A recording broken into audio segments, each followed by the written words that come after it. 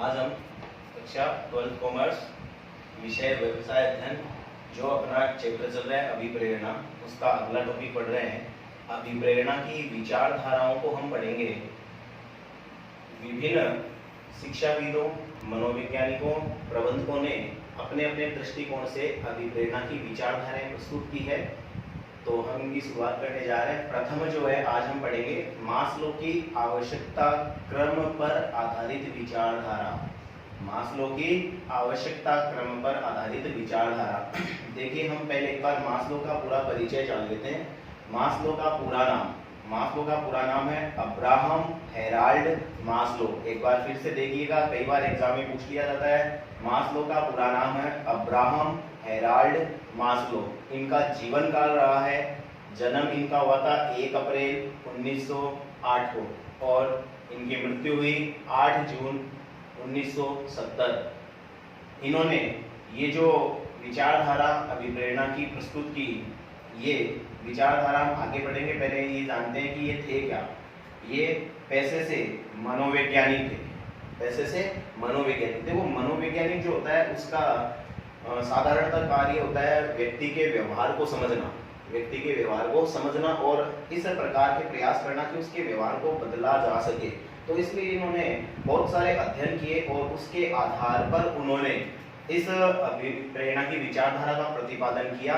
इसके बारे में जानते हैं। देखिए, मास्लो ने अभिप्रेरणा की आवश्यकता क्रम आधारित विचारधारा का प्रतिपादन सन 1943 में किया। सन 1943।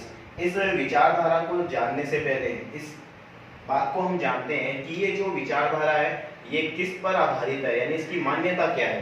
मेन जो इसकी बात है वो ये है, मास्लो का मानना था कि व्यक्ति की आवश्यकताएं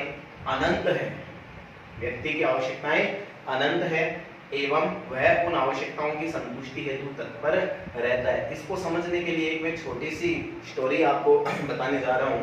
देखिए, आपने सुना होगा अलादीन का चिराग। अलादीन एक काल्पनिक एक पात्र है अपनी कहानी का।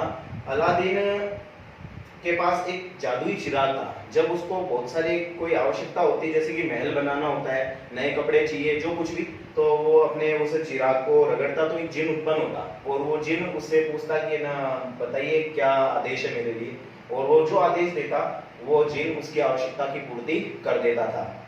लेकिन अब हम न तो अलादीन है और न अपने पास कोई चिराग है, तो लेकिन हमारी आवश्यकताएं अलादीन की तरह, हमें भी अच्छा घर चाहिए, अच्छे सामाजिक संबंध चाहिए, हमारी विभिन्न प्रकार की आवश्यकताएं हैं और इन आवश्यकताओं की पूर्ति के लिए अपने पास कोई जिन नहीं है। इसलिए हमें उन आवश्यकताओं की संतुष्टि हेतु कार्य करना होगा, कार्य करने के लिए तत्पर रहना होगा। तो ये इसकी मान्यता है इस विचारधारा की कि व्यक्ति की आवश्यकताएं अनंत होती है, अनंत, जिनको काउंट नहीं किया जा सकता, जिनकी गिनती नहीं की जा सकती। जैसे कि आकाश में तारे अनंत है, तो वैसे ही व्यक्ति की आवश्यकताएं अनंत है। इस संदर्भ में एक बात यह भी कही जाती है कि अगर इस दुनिया के सारे संसाधन एक व्यक्ति की आवश्यकता की पूर्ति में भी लगा दिए जाए तो वह एक व्यक्ति को भी संतुष्ट नहीं कर सकते। तो इससे ये स्पष्ट होता है कि एक व्यक्ति की आवश्यकताएं है वो अनंत होती है। तो ये जो थ्योरी है वो इसी मान्यता पर आधारित है कि व्यक्ति की आवश्यकताएं अनंत हैं तथा वह इन आवश्यकताओं की संतुष्टि हेतु तत्पर रहता है। वह कोशिश करता है अधिक से अधिक उसकी आवश्यकताएं वो संतुष्ट हो जाए, तो ये तत्पर रहता है उन आवश्यकताओं की पूर्ति के लिए। आइए हम मास्लो की आवश्यकता क्रम आधारित विचारधारा को एक जो चित्र दिया हुआ है यहाँ पे, जिस तरह से मास्लो ने चित्र के माध्यम से इसको समझाया है, इसको समझने का प्रयत्न करेंगे। बड़े ध्यान से सुनिएगा। मास्लो ने आवश्यकता क्रम अभिप्रेरणा को समझाने के लिए मनुष्य की विभिन्न आवश्यकताओं को क्रमबद्ध करने का प्रयास किया और उन्होंने इन आवश्यकताओं को 4 भागों में बांटा है। 4 भागों में देखिएगा। प्रथम है शारीरिक आवश्यकता, दूसरी सुरक्षात्मक आवश्यकता, तीसरी उन्होंने बताई है सामाजिक आवश्यकताएं, चौथी उन्होंने बताई है स्वाभिमान या अहंकारी आवश्यकताएं और पांचवी उन्होंने बताई है आत्मविकास की आवश्यकता है। आइए हम इनका अध्ययन करते हैं, इनको जानते हैं। देखिए, सर्वप्रथम शारीरिक आवश्यकता। शारीरिक आवश्यकता व्यक्ति की मूलभूत आवश्यकता भी कहलाती है। मूलभूत आवश्यकता। जैसे कि यहाँ पे दिए हुए हैं कुछ के एग्जाम्पल, देखिएगा, भोजन, कपड़ा, मकान, साफ हवा, धूप, ये सब व्यक्ति की मूलभूत आवश्यकता है। आपका एक ध्यान जा रहा होगा धूप, धूप क्यों आवश्यक है? तो आपने एक अगर मूवी देखी है कोई मिल गया, ऋतिक रोशन की, तो उसमें एक पात्र दिखाया हुआ है जादू। तो वो जादू किस चीज से संचालित होता है, उसे ऊर्जा कहाँ से मिलती है? धूप से मिलती है, धूप। तो धूप भी एक व्यक्ति के लिए आवश्यक है। तो ये मूलभूत शारीरिक या भौतिक इसकी जो आधारभूत आवश्यकता है वो कही जा सकती है, भोजन, कपड़ा, मकान, हवा, धूप। तो मास्लो का कहना है कि ये व्यक्ति की प्रथम स्तर की आवश्यकता है। जब तक व्यक्ति की इन आवश्यकताओं की पूर्ति नहीं होती है उसका कार्य में मन नहीं लगता। तो प्रबंधकों को चाहिए कि उन्हें सर्वप्रथम व्यक्ति की मूलभूत जो आवश्यकताएं हैं उनकी पूर्ति करनी चाहिए। तो प्रथम जो आवश्यकताएं बताई है वो शारीरिक आवश्यकताएं बताई है। शारीरिक आवश्यकताओं को आधारभूत आवश्यकता भी कहा जाता है। इन आवश्यकताओं की पूर्ति व्यक्ति के सामान्य जीवन यापन के लिए अति आवश्यक है। तो व्यक्ति का सर्वप्रथम ध्यान अपनी शारीरिक या आधारभूत आवश्यकताओं की पूर्ति की ओर रहता है। जब तक एक व्यक्ति की इन आवश्यकताओं की संतुष्टि नहीं होती है तब तक उसका ध्यान आगे की आवश्यकताओं की तरफ नहीं जाता। जैसे कहा भी जाता है भूखे पेट वजन नहीं होता है, समझ रहे हैं? तो एक व्यक्ति जब भूखा है तो उससे कोई भी काम नहीं हो सकता। उसकी इस आवश्यकता की पूर्ति होने पर ही उसका दिमाग काम करेगा और वो काम करने के लिए तत्पर होगा। तो प्रथम आवश्यकता शारीरिक आवश्यकताएं मास्लो ने बताई है, समझ चुके होंगे आप। आइए हम दूसरी आवश्यकता की ओर चलते हैं। दूसरी आवश्यकता, जब उसकी शारीरिक आवश्यकता या मूलभूत आधारभूत आवश्यकताओं की पूर्ति होती है तो उसे अब अगले क्रम की आवश्यकता की अनुभूति होती है, उसकी कमी महसूस होती है, वो उसको पूरा करना चाहता है, जिसमें हम कहेंगे ये है सुरक्षात्मक आवश्यकताएं। वो अपनी सुरक्षा की को लेकर चिंतित होता है, जिसमें आर्थिक सुरक्षा, शारीरिक सुरक्षा, मानसिक सुरक्षा आती है। तो इसके लिए इन आवश्यकताओं की पूर्ति के लिए जैसे कि बीमा करवाना ये आवश्यक है। तो प्रबंधकों को इस तरफ ध्यान देना चाहिए। कर्मचारी भविष्य निधि, तो इन सब चीजों को लागू करके किसी व्यक्ति की सुरक्षात्मक आवश्यकताएं यानी कि आर्थिक, शारीरिक और मानसिक सुरक्षा की पूर्ति की जा सकती है। तो ये मास्लो ने सुरक्षात्मक आवश्यकताओं में इनको महत्वपूर्ण बताया, आर्थिक है, सामाजिक है और मानसिक है ये सुरक्षा। तो जब व्यक्ति की प्रथम मूलभूत आवश्यकताओं की पूर्ति होती है तो उसका ध्यान अगली आवश्यकता की ओर जाता है जो हमने पढ़ी है सुरक्षात्मक आवश्यकता। जी, जब सुरक्षात्मक आवश्यकता की संतुष्टि होती है, पूर्ति होती है, तो व्यक्ति फिर अगली आवश्यकता को महसूस करता है जो यहाँ पे बताई हुई है सामाजिक आवश्यकताएं, स्नेह या अपनत्व की आवश्यकता भी इसको कहा जाता है। सामाजिक आवश्यकताएं, स्नेह या अपनत्व की आवश्यकता। देखिए यहाँ पर क्या है, यहाँ पर जब व्यक्ति की ना शारीरिक मूलभूत आवश्यकताएं और सुरक्षात्मक आवश्यकताएं लगभग पूरी होती है तो फिर उसके मन में ये भाव उत्पन्न होने लगते हैं कि उसके भी मित्र हो, उसके भी कोई सहयोगी हो। सामाजिक आवश्यकताओं में जैसे हमने बताया अभी आपको कि वो ये महसूस करने लगता है कि उसके भी ना मित्र हो, उसके भी सहयोगी हो, उसे भी ना प्यार मिले, स्नेह परिवार से, समाज से या अपने संगठन में। तो ये उसकी सामाजिक आवश्यकता, स्नेह या अपनत्व की आवश्यकता आती है। जैसा कि आपको बताया, एक बार फिर रिपीट कर दूं कि जब उसकी शारीरिक या सुरक्षात्मक आवश्यकताओं की लगभग पूर्ति हो चुकी होती है तो उसका ध्यान सामाजिक आवश्यकता पर जाता है, यानी कि अपनत्व की आवश्यकता। उसकी ये इच्छा होती है कि उसके भी मित्र बने, उसके भी सहयोगी हो, उसका भी मान सम्मान हो एक समाज में और अपने संगठन में। तो यहाँ उसकी पूरा का पूरा ध्यान इस ओर जाता है, स्नेह अपनत्व की आवश्यकता की। और जब किसी व्यक्ति में इस प्रकार की आकांक्षा उत्पन्न होती है तो वह उसकी स्नेह की आवश्यकता कहलाती है। इस आवश्यकता की उत्पत्ति आपको जैसे बताया शारीरिक सुरक्षात्मक आवश्यकता की पूर्ति होने के बाद होती है।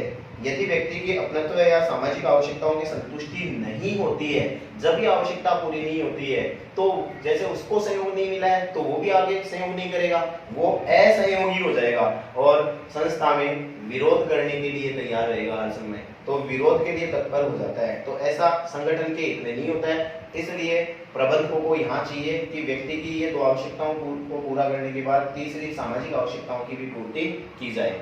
जी, हम अगले क्रम में बढ़ रहे हैं। चौथी आवश्यकता है स्वाभिमान या अहंकारी आवश्यकता है। देखिए ये जो है इसको ईगो की आवश्यकताएं भी कहा जाता है, स्वाभिमान की आवश्यकता। जैसे आप इस बात को समझ चुके होंगे, जब शारीरिक सुरक्षात्मक और अपनत्व की आवश्यकता या सामाजिक आवश्यकताओं की पूर्ति हो चुकी होती है लगभग, तो व्यक्ति का ध्यान है वो स्वाभिमान या अहंकारी आवश्यकताओं की ओर जाता है। और इस क्रम में व्यक्ति चाहता है कि संस्था में उसका मान सम्मान हो, उसे पद मिले, उसकी स्थिति पहले से सुदृढ़ हो, स्थिति में सुधार हो, उसकी प्रतिष्ठा में बढ़ोतरी हो, उसे कार्य करने की स्वतंत्रता मिले, साथ ही साथ विभिन्न अवसरों पर निर्णय करने का जो निर्णय प्रक्रिया है उसका अधिकार मिले। ये जो आपने अभी पढ़ा है ये सब अहंकारी आवश्यकताएं हैं।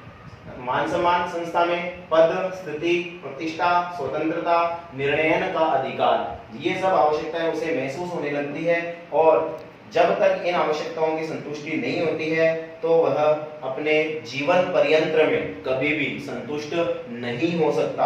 अगर एक व्यक्ति को संतुष्ट करना है और उसके कार्य क्षमता को बढ़ाना है तो उसकी स्वाभिमान या अहंकारी आवश्यकताओं को संस्था के अनुकूल जितना आवश्यक है उसकी पूर्ति की जानी चाहिए, जिससे संस्था को बेनिफिट मिलेगा, फायदा होगा। जी, ये स्वाभिमान या अहंकारी आवश्यकताएं हो गई। इसके बाद अगले क्रम की है, ये सबसे उच्च स्तर की आवश्यकता कहलाती है। इसमें है आत्मविकास की आवश्यकताएं।